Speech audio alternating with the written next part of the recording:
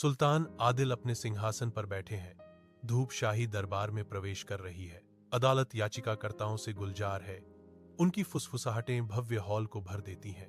धूल के कण धूप में नाचते हैं। मौन प्रार्थनाओं को रोशन करते हैं। मंत्री आग्रह करते हैं, मैं आपको सलाह देता हूं कि ब्लैक फॉरेस्ट के डाकुओं के खिलाफ सख्त कार्रवाई करें।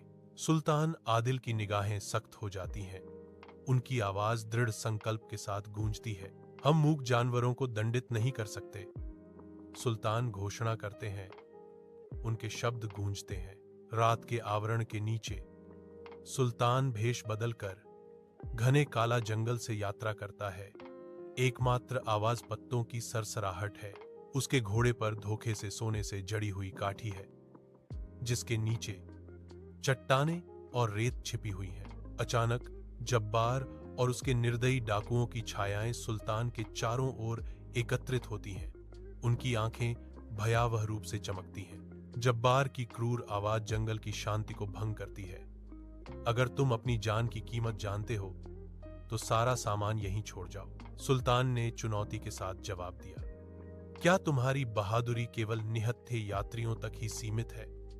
अगर तुम में साहस है तो अकेले मेरा सामना करो। सुल्तान आदिल के भव्य दरबार में जाबेर और उसके गिरोह हथकड़ी में खड़े हैं। उनका भाग्य दांव पर लगा है। शहर सांस रोक लेता है।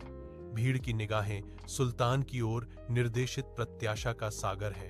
एक स्पष्ट तनाव हवा में भर जाता है, अनिश्चितता और निर्णय के भार से भरा हुआ। सुल्तान आदिल उठते हैं।